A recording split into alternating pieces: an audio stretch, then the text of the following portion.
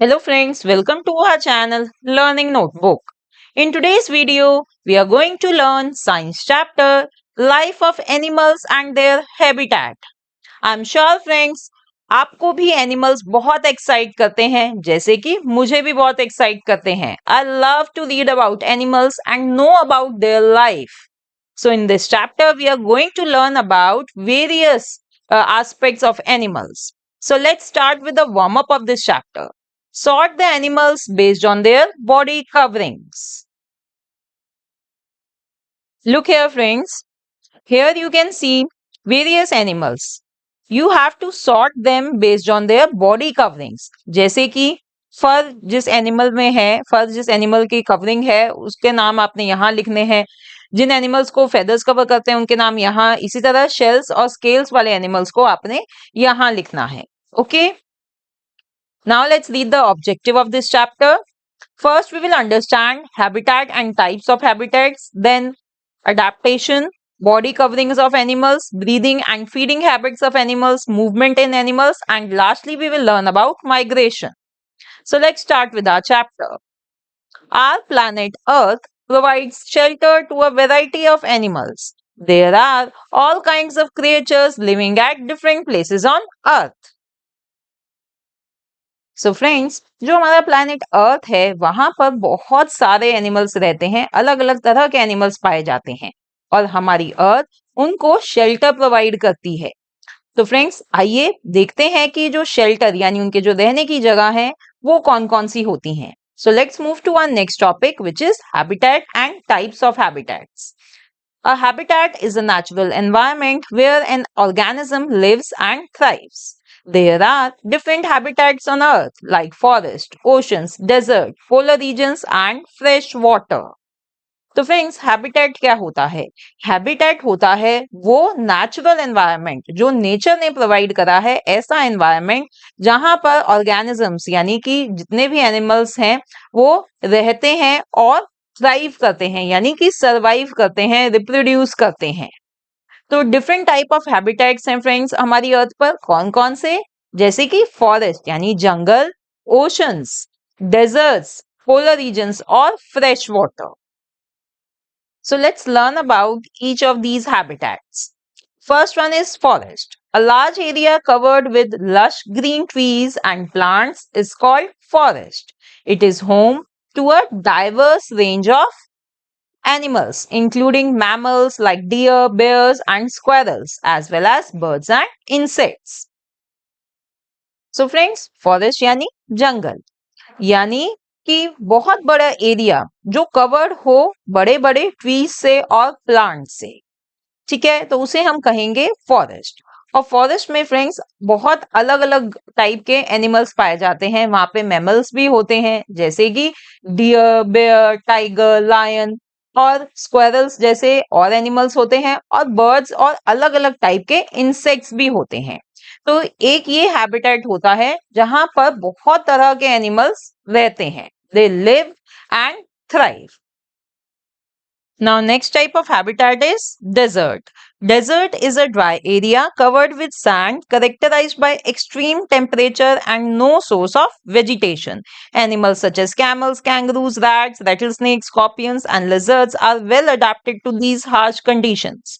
Some animals have thick skin, whereas others can store water and food to survive in the desert. तो friends देखिए, second है desert यानी रेगिस्तान. हमें पता है रेगिस्तान क्या होता है? बहुत ड्राई एरिया होता है, वहां पर बारिश बहुत ही लिमिटेड होती है या नहीं भी होती है. तो इसलिए वहां पे क्या होता है, बहुत गर्मी होती है, एक्सट्रीम टेम्परेचर होता है, और जब बारिश नहीं होगी तो फ्रेंड्स वहां पे वेजिटेशन यानी प्लांट्स वगैरह नहीं ग्रो हो पाते. तो वहां पर कौन से एनिमल्स रहते हैं? जैसे कि कैमल है, कैंगरू है, रैट है, रेटल स्नेक, स्कॉर्पियंस, लिजर्ड, ऐसे ऐसे एनिमल्स वहां रहते हैं. और फ्रेंड्स ये अडेप्ट हो चुके हैं ऐसी हार्श कंडीशंस में रहने के लिए, उनकी बॉडी वैसे ही अडेप्ट हो गई है. ये फ्रेंड्स इन अडेप्टेशंस के बारे में हमने प्रीवियस क्लास में भी अपने पढ़ा था, तो वो उसको मैं अब डिटेल में यहाँ पर नहीं पढ़ाऊंगी. कुछ एनिमल्स की थिक स्किन होती है और कुछ ऐसे होते हैं जो अपनी बॉडी में पानी और फूड को स्टोर कर लेते हैं, जैसे कि हमें पता है कैमल, राइट. कैमल क्या होता है कि वो फैट स्टोर कर लेता है अपने हम्प में, जिससे कि वो बहुत सारे दिन डेजर्ट में सरवाइव कर पाता है। Next type of habitat is polar region. The Arctic and Antarctica are two polar regions on Earth. The Arctic is the North Pole and Antarctica is the South Pole. तो जो ये दो Arctic और Antarctica हैं, इन regions को कहा जाता है polar regions. Arctic north pole पर है और अंटार्कटिका साउथ पोल में है। फ्रेंड्स, बहुत ही ज्यादा ठंडे रीजन्स हैं दोनों ही। They are cold and icy habitats and animals in polar regions does have thick fur or blubber to insulate against the cold. For example, polar bears, penguins, seals and arctic foxes. तो friends देखिए, since these regions they are extremely cold, so the animals which live here they have thick fur or blubber on them. उनमें friends जो फर होती है बहुत thick होती है, जिससे कि जो हीट है वो अंदर रहे उनके और बाहर की ठंड से उनको बचा पाए। तो ये फर या ब्लबर उनको कवर्ड रखते हैं, उनकी बॉडी कवरिंग होती है। और जैसे कि हमें यहाँ दिख रहा है, ये पोलर बेयर है, ये पेंगुइन है, सील्स, आर्कटिक फॉक्सेस, ऐसे एनिमल्स फ्रेंड्स इन पोलर रीजन्स में रहते हैं। Then next habitat is ocean. The ocean is the largest habitat on earth. It is a huge body of saline, that is salty water. It is a home to countless marine animals like fish, sharks, dolphins, seahorses, whales, octopus, etc. So friends, next habitat के जिसके बारे में हम बात कर रहे हैं वो है ओशन, और ये हमारी अर्थ पे सबसे बड़ा हैबिटेट है। Y?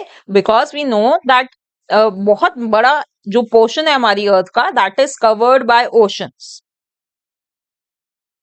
And what are oceans? They are nothing but huge body of saline water. तो फ्रेंड्स, ओशंस में सेलाइन यानी कि नमकीन खारा पानी मिलता है।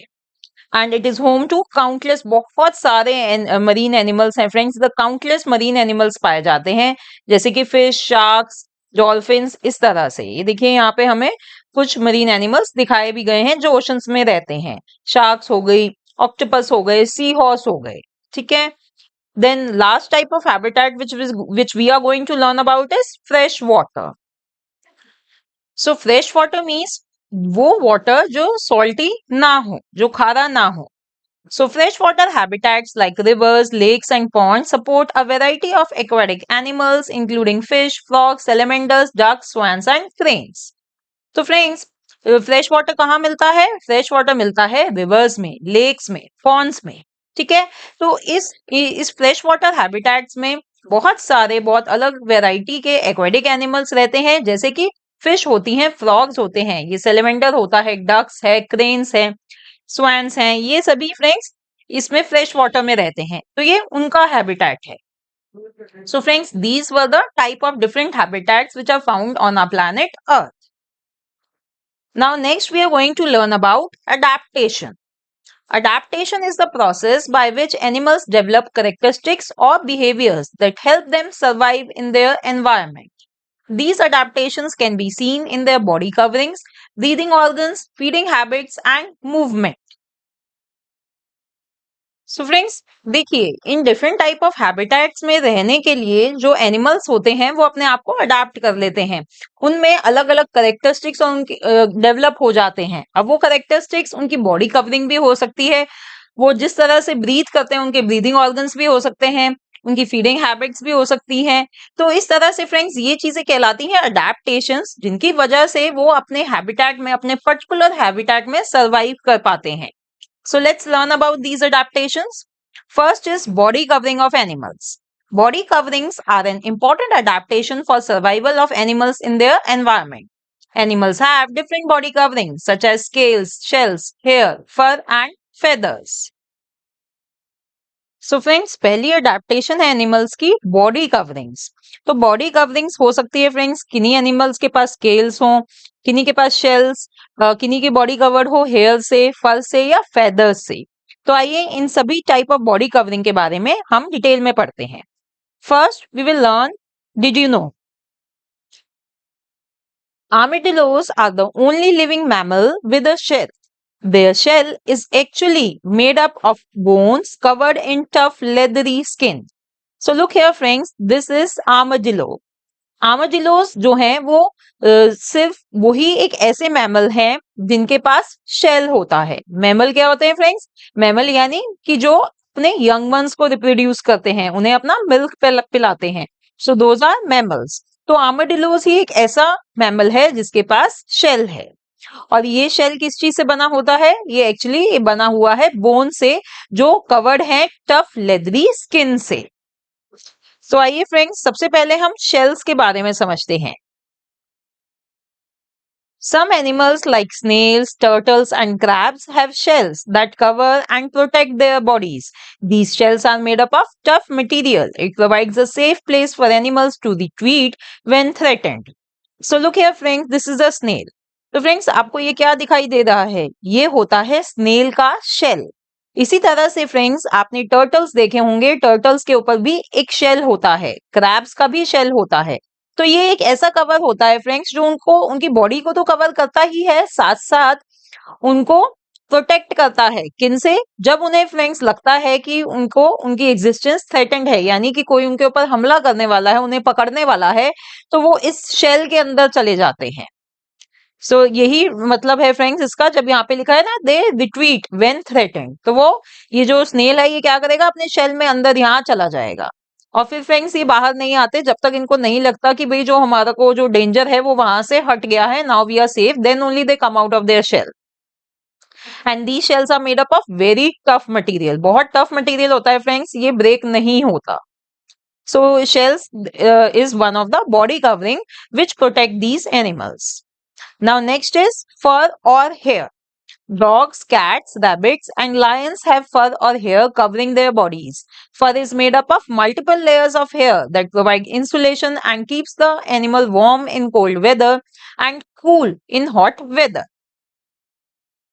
So friends, I am sure आपने अपने घर के आसपास डॉग्स और कैट्स तो देखे ही होंगे। तो उनकी जो बॉडी कवर्ड होती है वो हेयर से या फर से कवर्ड होती है। तो फर क्या चीज होती है फ्रेंड्स? फर होती है मल्टीपल लेयर्स ऑफ हेयर। और ये जो फर होती है फ्रेंड्स वो इन एनिमल्स को, जैसे कि डॉग्स, कैट्स, रैबिट्स, लायंस, इन सबको इंसुलेशन प्रोवाइड करती है। इंसुलेशन मतलब फ्रेंड्स कि वो एक ऐसी कवरिंग प्रोवाइड करती है जिससे कि जो उनकी बॉडी की हीट है वो बाहर एस्केप नहीं हो पाती। तो इसी वजह से वो कोल्ड वेदर्स में, जो अगर ठंड में ये जो एनिमल्स होते हैं वार्म रहते हैं। और फ्रेंड्स हॉट वेदर में क्या होता है कि जो बाहर की गर्मी है वो जल्दी से इनकी बॉडी में एंटर नहीं कर पा रही, ये जो फर है वो ही इसको बाहर ही रोक लेती है, इनको डायरेक्ट हीट नहीं लगती है। इसलिए जो ये फर और हेयर होते हैं they protect these animals in cold as well as in hot weather. ठीक है। अब नेक्स्ट है स्केल्स। अब काफी एनिमल्स की बॉडी पे फ्रेंड्स स्केल्स होते हैं। Many fish and reptiles such as snakes, lizards and crocodiles have scales covering their bodies. These scales protect them from bumps and scrapes. They also help them to swim smoothly through the water. तो friends fish की body पे scales होते हैं, reptile जैसे कि snacks हैं, lizards हैं, crocodiles हैं, इन सभी की बॉडीज पर स्केल्स होते हैं। तो इन स्केल्स का क्या फंक्शन है फ्रेंड्स? देखिए ये जो स्केल्स होते हैं, ये जो हमारे मरीन एनिमल्स हैं जैसे कि फिश है, क्रोकोडाइल हैं, ये इनको हेल्प करती है to swim smoothly through water. ठीक है, आराम से पानी में ये मूवमेंट में हेल्प करते हैं, एक तो ये स्केल्स। दूसरा फ्रेंड्स ये इनको इंजरी से बचाते हैं। ये जो स्केल्स होते हैं ये इन एनिमल्स को इंजरी से बचाते हैं, इनके प्रीडेटर से बचाते हैं, उनको एस्केप करने में हेल्प करते हैं। और फिर फ्रेंड्स जैसे कि स्नेक्स, लिजर्ड्स वगैरह ये डेजर्ट एरिया में भी होते हैं, तो वहां पर ये स्केल्स हेल्प करते हैं कि इनकी बॉडी से ज्यादा लॉस ऑफ वाटर ना हो, तो उस चीज में भी ये स्केल्स हेल्प करते हैं। Okay, now next body covering which we are going to learn about is feathers. अब हमें पता है फ्रेंड्स फेदर्स किन के पास होते हैं? बर्ड्स के पास। So these feathers help them to fly, stay warm and protect their bodies as well. तो ये जो फेदर्स हैं ये बर्ड्स को फ्लाई करने में भी हेल्प करते हैं, उनको वार्म भी रखते हैं और उनकी बॉडी को डेफिनेटली प्रोटेक्ट भी करते हैं। उनको एक एक एक्स्ट्रा लेयर मिलती है कि भाई उनको कोई इंजरी ना हो, तो ये प्रोटेक्ट भी करते हैं feathers. Now, did you know that porcupines have sharp quills that help them to protect themselves from attackers? Yes, friends, ये देखिए ये है porcupine। तो porcupine में फ्रेंड्स ये ऊपर बहुत ही नुकीले शार्प, ये ऐसे ऐसे कांटे से होते हैं उसकी पूरी बॉडी पर। तो ये क्या करते हैं, ये इसको प्रोटेक्ट करते हैं कि भाई जो इसके प्रीडेटर्स हैं, जो अटैकर्स हैं, वो इसको हार्म ना पहुंचा पाए। बहुत शार्प होते हैं फ्रेंड्स, बहुत ज्यादा इंजरी हो जाती है अगर कोई भी पोर्क्यूपाइन पर अटैक करना चाहता है। तो ये इसकी एक बॉडी कवरिंग है, राइट, तो जिसको हेल्प करती है to protect itself from attackers. Now next which we are going to learn about is camouflage. Camouflage भी फ्रेंड्स एक बहुत ही इंपॉर्टेंट अडेप्टेशन है एनिमल्स की, जो उनको प्रोटेक्ट करती है और उनको अपना फूड कैप्चर करने में भी हेल्प करती है। So what is camouflage? It is a survival strategy used by animals to blend into their surroundings. It helps them to protect from predators and hide from their prey. Animals like chameleons, arctic hares, and stick insects use this strategy. तो बहुत सारे animals friends camouflage कर लेते हैं। Camouflage का मतलब है कि वो अपने आसपास की सराउंडिंग में अपने आप को इस तरह ब्लेंड कर लेते हैं कि वो अपने आप को अपने प्रीडेटर से भी प्रोटेक्ट कर पाते हैं, और अगर वो किसी और इंसेक्ट को, एनिमल को पकड़ना चाह रहे हैं, तो वो अपने प्रे से अपने आप को हाइड भी कर लेते हैं। जैसे कि आप इधर देखिए इस केमिलियन को।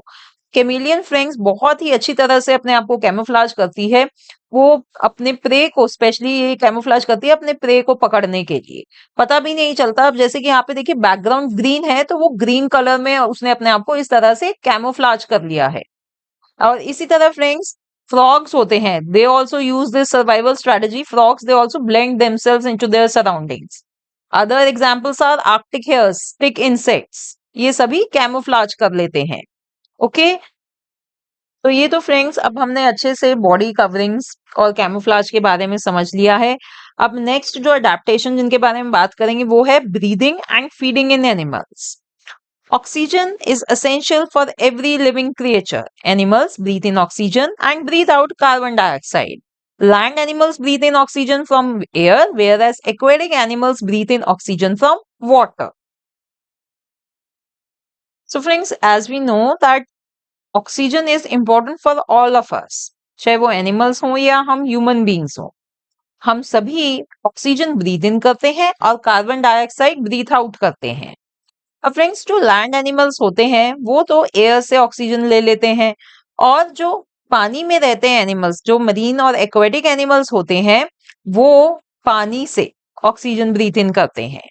तो फ्रेंड्स इन एयर से जो ऑक्सीजन लेने के लिए हमारे पास अलग ऑर्गन्स हैं, हमारे पास डिफरेंट ब्रीदिंग ऑर्गन हैं, और जो एनिमल्स पानी से ऑक्सीजन ब्रीद इन करते हैं they have different breathing organs. तो आज इन्हीं ब्रीदिंग ऑर्गन्स के बारे में हम आगे समझ लेते हैं। First is gills. Fish, crabs, oysters, and lobsters use gills to extract oxygen from water. As water passes over the gills, the dissolved oxygen spreads into the bloodstream while carbon dioxide is released. अब जैसे कि ये aquatic animals हैं friends, fish वगैरह, oysters, तो इन सबके पास क्या है, इन सबके पास देखिए ये गिल्स होते हैं इधर, और इन गिल्स की मदद से वो डिसॉल्व्ड ऑक्सीजन है जो पानी में, उसको ब्रीद इन कर पाते हैं। होता क्या है फ्रेंड्स कि जब पानी गिल्स के ऊपर से जा रहा है, तो जो डिसॉल्व्ड ऑक्सीजन है वो गिल्स के अंदर जाकर ब्लड स्ट्रीम में फैल जाती है स्प्रेड हो जाती है, और वहीं से फ्रेंड्स फिर कार्बन डाइऑक्साइड भी रिलीज होती है। तो इन गिल्स की वजह से इन एक्वेटिक एनिमल्स में एक्सचेंज ऑफ गैसेस होती हैं। अब इसी तरह से फ्रेंड्स होते हैं, नेक्स्ट ब्रीदिंग ऑर्गन है स्पाइरेकल्स। अब ये स्पाइरेकल्स किन में होते हैं, इंसेक्ट्स में, जैसे कि ग्रास ऑफर्स और बटरफ्लाईज हैं। They have tiny openings called spiracles along the side of their bodies. Spiracles allow exchange of gases in the insect's body. Oxygen rich air enters and then carbon dioxide leaves the body through the spiracles. तो friends ये जो grass offer हैं, butterflies हैं, cockroaches हैं, इन सभी की body में side में छोटी छोटी ओपनिंग्स होती हैं जिन्हें कहा जाता है स्पाइरेकल्स। तो फ्रेंड्स हवा में से ऑक्सीजन इनकी बॉडी में स्पाइरेकल्स के थ्रू ही एंटर करती है, और इनकी बॉडी से बाहर कार्बन डाइऑक्साइड भी स्पाइरेकल्स के थ्रू ही आती है। सो ब्रीदिंग ऑर्गन उनका क्या हुआ, उनका ब्रीदिंग ऑर्गन हुआ spiracles. Now friends, next we have lungs. Animals, birds and reptiles breathe air using their lungs. अब जो फ्रेंड्स एनिमल्स हैं और हम ह्यूमन बीइंग्स हैं, बर्ड्स एंड रेप्टाइल्स हैं, हम सभी लंग्स के थ्रू अपनी एयर को ब्रीथ करते हैं। जब हम इनहेल करते हैं एयर, तो ऑक्सीजन हमारे लंग्स में एंटर करती है और उस तरह से हमारे ब्लड स्ट्रीम में जाती है। और जब हम एयर को एक्सहेल करते हैं, तो जो कार्बन डाइऑक्साइड होती है वो हमारी ब्लड स्ट्रीम से रिमूव होकर बाहर चली जाती है। ओके, ये तो हमें पता ही है। अब नेक्स्ट है friends moist skin. Yes friends, कुछ ऐसे एनिमल्स हैं जो स्किन से, अपनी मॉइस्ट स्किन से ब्रीथ करते हैं। Some amphibians such as frogs and salamanders have moist skin that allows them to absorb oxygen directly from the air and water. So friends, देखिए जो frogs और salamanders हैं वो breathe करते हैं with the help of their moist skin. Their skin is permeable to water. यानी कि जो स्किन है वो ऐसी इनकी स्किन होती है जो डिजोल्व ऑक्सीजन पानी से और हवा से दोनों से एब्जॉर्ब कर पाती है। दो फ्रेंड्स जो फ्रॉग्स हैं उनके पास लंग्स भी होते हैं, तो ये जब लैंड पर होते हैं अपने लंग्स से भी ब्रीथ कर सकते हैं, but most of their respiration it takes place through their moist skin.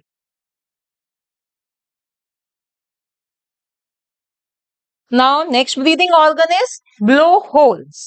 Marine mammals such as whales, dolphins, and seals have blowholes located on the top of their heads.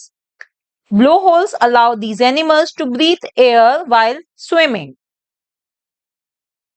Friends, ये जो marine mammals होते हैं, जैसे कि Wales हो गई, dolphins हो गई, सील्स हो गई, तो देखिए उनके यहाँ पर नॉस्ट्रिल्स के ऊपर, हेड के ऊपर नॉस्ट्रिल्स होते हैं जो ब्लो होल्स कहलाते हैं, उनके हेड के ऊपर होते हैं।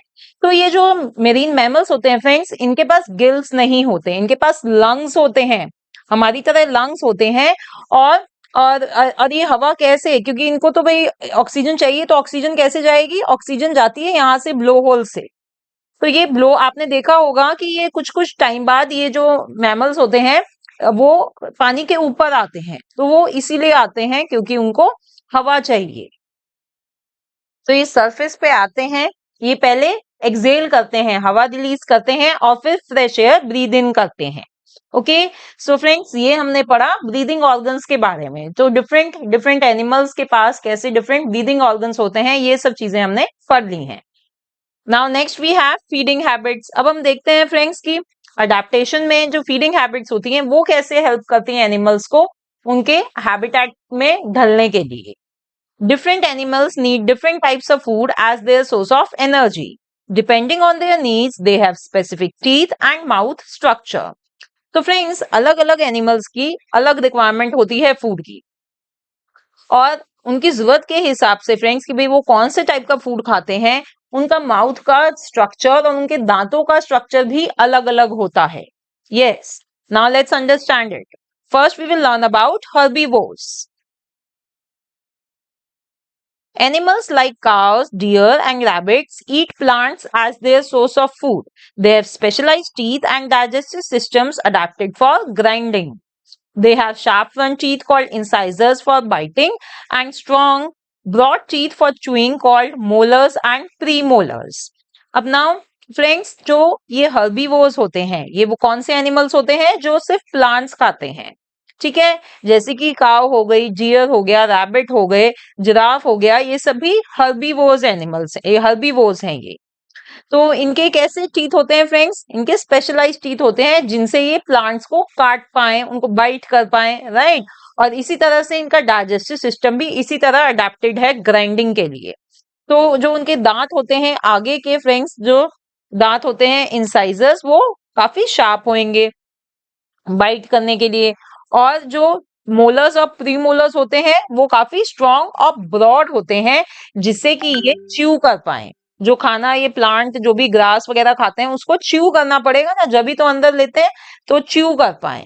तो ये है हर्बीवोर्स के बारे में कि भाई उनकी क्या फूड हैबिट है और उनके कैसे टीथ और माउथ स्ट्रक्चर होता है। Next we have carnivores. Animals such as lions, wolves, foxes, and eagles eat other animals. They have sharp teeth and claws for hunting and tearing flesh. They have strong jaw and grinding teeth to chew flesh and bones. Yes friends, देखिए carnivores हमें पता है ये वो animals होते हैं जो दूसरे एनिमल्स का फ्लैश खाते हैं। ठीक है, अब एग्जाम्पल्स हैं, जैसे कि ये देखिए लाइनस है, वो फ्लैश खा रही है। तो देखिए ये इनको ऐसे एनिमल्स को दूसरे एनिमल्स का फ्लैश खाने के लिए उनको शार्प टीथ चाहिए। आपने नोटिस करा होगा कि काफी पॉइंटेड टीथ होते हैं। कभी अगर फ्रेंड्स आप कोई ऐसा चैनल देखते हैं जैसे कि डिस्कवरी चैनल या नेशनल ज्योग्राफिक चैनल, तो वहां पर ये दिखाया जाता है काफी क्लोजली इन एनिमल्स को। तो इनके जो टीथ होते हैं फ्रेंड्स बहुत ही शार्प, पॉइंटेड और कर्व्ड भी होते हैं। ठीक है, जिससे कि वो आसानी से जो फ्लैश है उसको टीयर कर पाए। और इसी तरह इनके क्लॉज भी बहुत शार्प होते हैं, पॉइंटेड होते हैं, वो भी यही रीजन है। ठीक है, और इनका जो जॉ है फ्रेंड्स बहुत स्ट्रांग होता है, और ग्राइंडिंग टीथ जो है वो भी बहुत स्ट्रांग होते हैं, जिससे कि ये फ्लैश और एनिमल्स की बोन्स को च्यू कर पाए।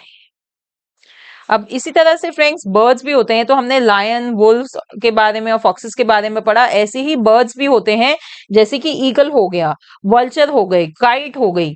तो इनके जो होते हैं फ्रेंड्स, इनके भी क्लॉज बहुत शार्प होते हैं, इनकी बीक बहुत शार्प, पॉइंटेड, कर्व्ड होती है, इसीलिए क्योंकि इनको दूसरे उनका एनिमल्स का फ्लैश खाना है, तो उसको टीयर करने के लिए, उसको च्यू करने के लिए वो सारी जो इनकी ऐसी अडेप्टेड हैं, ये इनके जो बॉडी स्ट्रक्चर है, ये सभी चीजें अडेप्टेड हैं। Now next we are going to learn about omnivores. Humans, bears and pigs eat both plants and animals. They have a combination of sharp and flat teeth to chew both plants and animals. कुछ animals ऐसे होते हैं friends कि वो plants भी खाते हैं और दूसरे एनिमल्स का फ्लैश भी खाते हैं। तो ऐसे एनिमल्स क्या हुए? ओमनिवोर्स। हम ह्यूमन बीइंग्स भी ओमनिवोर्स हैं, बिकॉज हमें भी वेजिटेरियन लोग होते हैं और नॉन वेजिटेरियन लोग होते हैं, राइट? तो जो ओमनिवोर्स होते हैं फ्रेंड्स, उनका जो टीथ का कॉम्बिनेशन है, वो कॉम्बिनेशन है उनका टीथ का, यानी कि उनके शार्प टीथ भी हैं और फ्लैट टीथ भी हैं, जिससे कि वो प्लांट्स और एनिमल्स दोनों को खा पाए। जैसे कि यहाँ पर हमें एग्जाम्पल दिया हुआ है बेयर का। देखिए बेयर, एक यहाँ पे फोटो दिखाई हुई है जहाँ पे बेयर फ्रूट्स खा रहा है, और सेकंड पिक्चर में बेयर जो है वो फिश खा रहा है। तो बेयर भी क्या हुआ? बेयर भी ओमनिवोर हुआ। ठीक है, तो ये फ्रेंड्स, ये हमने देखा कि भाई इनके फीडिंग हैबिट्स के हिसाब से इन सभी के कैसे टीथ स्ट्रक्चर हैं। अब नेक्स्ट है friends scavengers. Vultures and hyenas feed on dead or decaying animals. Sharp beaks or teeth help them tear the flesh, while their strong digestive systems allow them to handle bacteria present in decaying flesh. Scavengers play a vital role in ecosystems by recycling nutrients. अब देखिए friends, कुछ animals और birds ऐसे होते हैं जो scavengers होते हैं, यानी कि वो क्या खाते हैं? वो खाते हैं मरे हुए जानवरों को, मरे हुए या जो डिके होने, जो खराब होने शुरू हो गए हैं, सड़ने शुरू हो गए हैं, उन एनिमल्स को खाते हैं। ठीक है, एग्जाम्पल्स है वल्चर और हाइना। ये देखिए यहाँ पर हाइना की पिक्चर दिखाई हुई है, it is eating a dead animal. तो उनके कैसे फ्रेंड्स टीथ होंगे? उनके शार्प होते हैं। अगर भाई बर्ड है जैसे कि वल्चर है, तो उसकी जो होगी, वो जो उसकी जो बीक है वो बहुत स्ट्रॉन्ग और शार्प होगी। और अगर टीथ है जैसे कि हाइना, तो उसके शार्प टीथ होंगे, क्योंकि फ्रेंड्स जो एनिमल मर चुका है, मरे हुए और सड़े हुए एनिमल के जो फ्लैश होगा वो तो और भी हार्ड हो जाता है, तो इनके और भी स्ट्रॉन्ग टीथ और बीक्स होती हैं। और इसके साथ साथ इनका डाइजेस्टिव सिस्टम भी बहुत स्ट्रांग होता है, जिससे कि क्या होता है कि जो डिकेइंग एनिमल्स में बैक्टीरिया जो पैदा हो गए हैं उनको ये हैंडल कर पाते हैं, ये खा के उनको बीमार नहीं पड़ते, इतना स्ट्रांग डाइजेस्टिव सिस्टम होता है इनका। और ये फ्रेंड्स, ये जो स्कैवेंजर्स हैं, ये बहुत इंपॉर्टेंट रोल प्ले करते हैं हमारे इकोसिस्टम में। क्यों? क्योंकि फ्रेंड्स ये देखिए, एक तो क्लीन करते हैं ये हमारे एनवायरनमेंट को, जो डिके हो रहे हैं उनको उनको खाकर ये हमारे एनवायरनमेंट को क्या कर रहे हैं? एक तो क्लीन करते हैं, और दूसरा फ्रेंड्स, ये स्कैवेंजर्स और डिकम्पोजर्स, जो बैक्टीरिया वगैरह जो इस डिकेइंग एनिमल्स पे पैदा हो जाते हैं, और तो वो क्या करते हैं? वो इनको, जो ये ऑर्गेनिक मैटर है, इसको ब्रेक डाउन कर रहे हैं सिंपलर सब्सटेंसेस में, जिससे कि न्यूट्रिएंट्स बनते हैं। तो इस चीज में भी scavengers they play an important role. Now let's move to our next topic, which is movement in animals. Animals need to move from one place to another in search of food, shelter, and protection from being hunted, and natural calamities. This ability of animals to move from one place to another is called locomotion. Animals can move in different ways, including walking, running, flying, climbing, etc., depending on their body structure and habitat. Friends देखिए, animals एक जगह से दूसरी जगह move करते रहते हैं। क्यों? क्योंकि वो खाने की खोज में जाते हैं, उनको खाना चाहिए, शेल्टर, अपना नया घर बनाना है, अपने आप को प्रोटेक्ट करना है, और नेचुरल कैलामिटी से भी बचने के लिए। तो कोई भी रीजन हो सकता है एनिमल्स का एक जगह से दूसरी जगह जाने का। अपने ब्रीडिंग प्लेसेस वो ढूंढ रहे हैं जहाँ पे वो ब्रीडिंग कर रहे हैं। तो ये जो एबिलिटी है फ्रेंड्स एनिमल्स की to move from one place to another, it is called as locomotion. और एनिमल्स अलग अलग वेज से मूव करते हैं, वॉक करके भी जाते हैं, भागकर भी। कुछ एनिमल्स हैं जो फ्लाई करके जाते हैं, जैसे कि बर्ड्स हो गए, कुछ हैं जो क्लाइंब करते हैं। तो ये सब चीजें डिपेंड करती हैं उनके बॉडी स्ट्रक्चर में और उनके हैबिटेट पर। So let's understand the body parts which are used for locomotion. First, we will learn about body parts of aerial animals. So, aerial animals कौन से होते हैं friends? We know the animals which fly in the air are called as aerial animals, like birds, bats and insects. So, they have wings to fly. उनके wings होते हैं fly करने के लिए.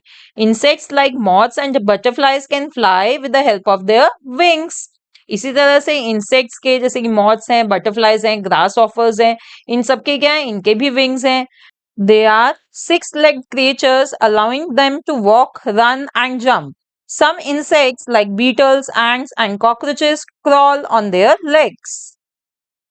और इन इंसेक्ट्स के फ्रेंड्स 6 लेग्स होते हैं जिनकी वजह से वो मूवमेंट कर पाते हैं।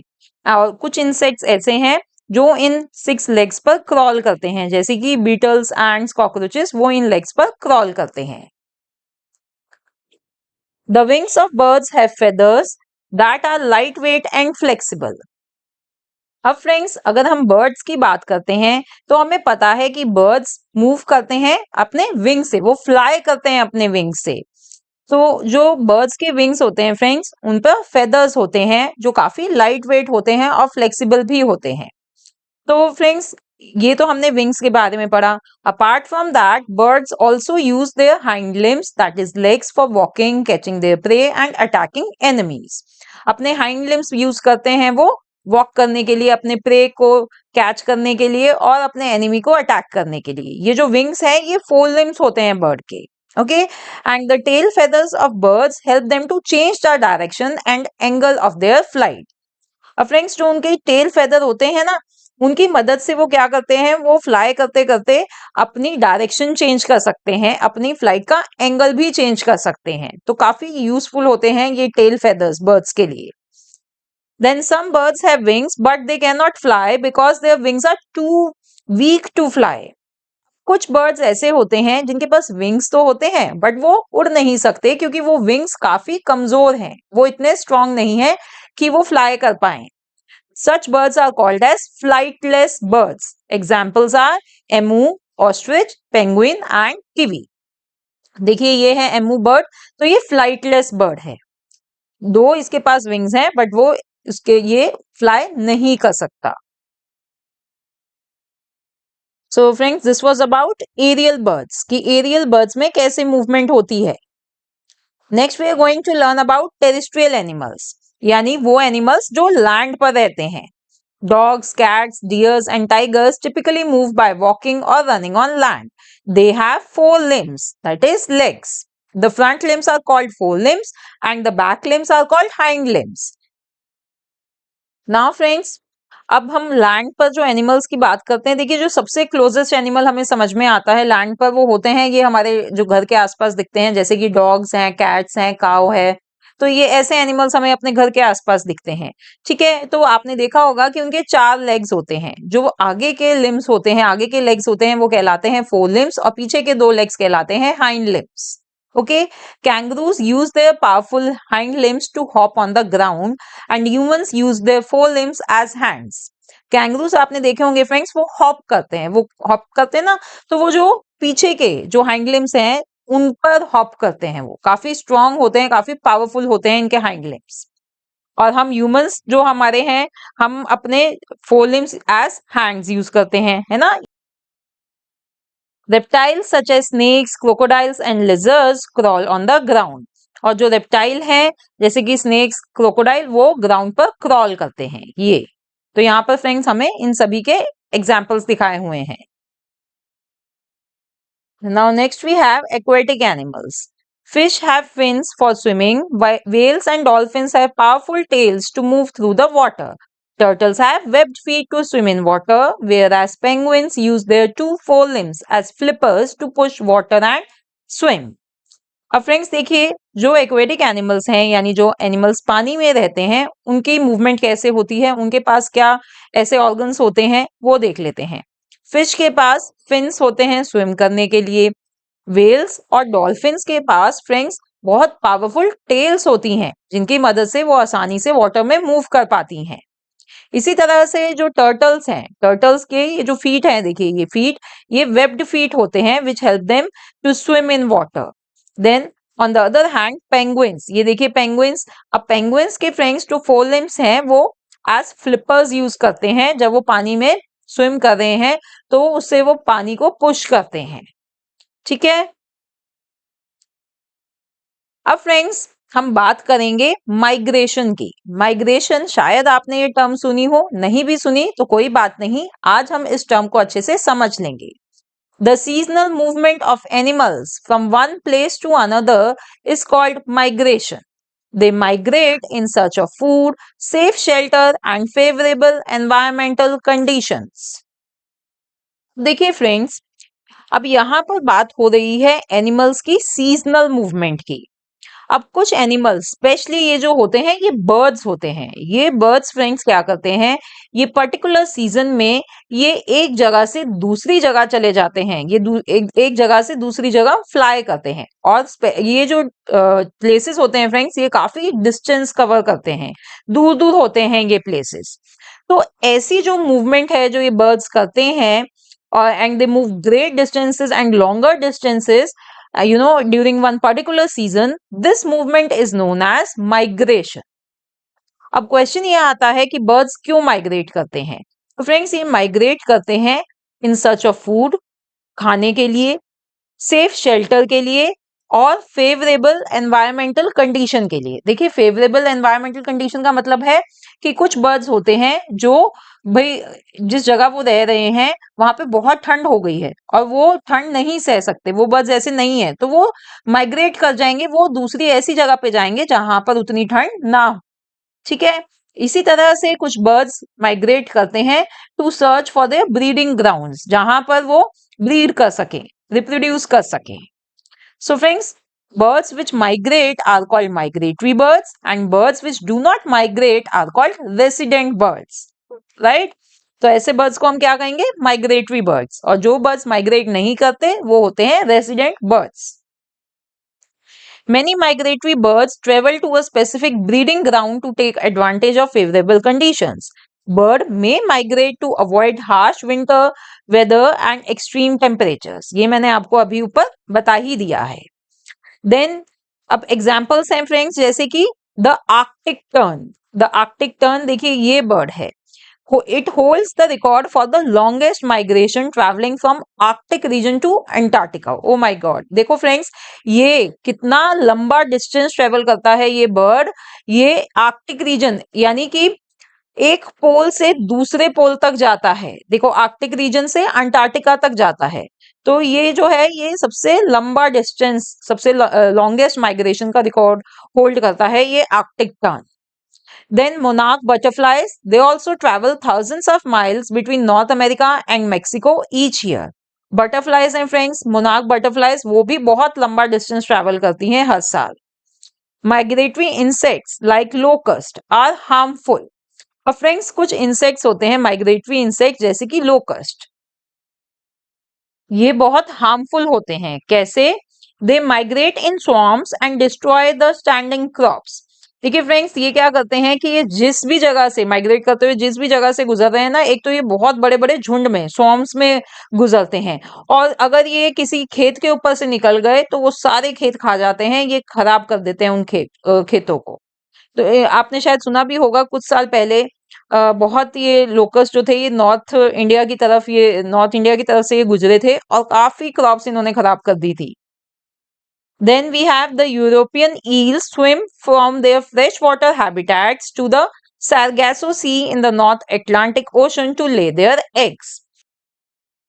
तो फ्रेंड्स ये यूरोपियन ईल्स होती हैं, ये कहाँ रहती हैं? ये फ्रेश वाटर रिवर वगैरह में रहती हैं, बट जब इनको अपने एग्स ले करने हैं तो ये ट्रैवल करती है कहाँ पे? नॉर्थ अटलांटिक ओशन में, सैरगैसो सी में जाती हैं और वहां अपने एग्स को ये ले करती हैं। तो ये फ्रेंड्स ये है जो हमने देखा कि भाई कैसे कैसे बर्ड्स, इंसेक्ट्स और बाकी जो ऐसे ये एक्वेटिक एनिमल्स हैं ये भी माइग्रेट करते हैं। इनके अलावा भी friends there are other examples of migration. So friends, this was our chapter Life of Animals and Their Habitat. मुझे तो इस चैप्टर को पढ़कर फ्रेंड्स बहुत मजा आया क्योंकि हमने इस चैप्टर में बहुत कुछ सीखा है। अगर आपको भी ये वीडियो अच्छी लगी हो तो इसे लाइक करना ना भूलें। Thanks for watching, see in the next video, bye bye.